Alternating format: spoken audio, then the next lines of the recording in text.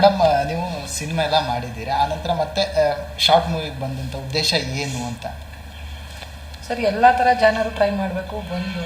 ಮತ್ತು ಡೈರೆಕ್ಟ್ ಅಂದರೆ ಬರೀ ಸಿನಿಮಾನೇ ಮಾಡಬೇಕು ಅಂತ ಏನಿಲ್ಲ. ಏನೇ ಮಾಡಿದ್ರು ನಮ್ಮ ಕೆಲಸ ನಾವು ಮಾಡಲೇಬೇಕಾಗುತ್ತೆ, ನಮ್ಮ ಪಾತ್ರ ನಾವು ನಿಭಾಯಿಸಲೇಬೇಕಾಗುತ್ತೆ.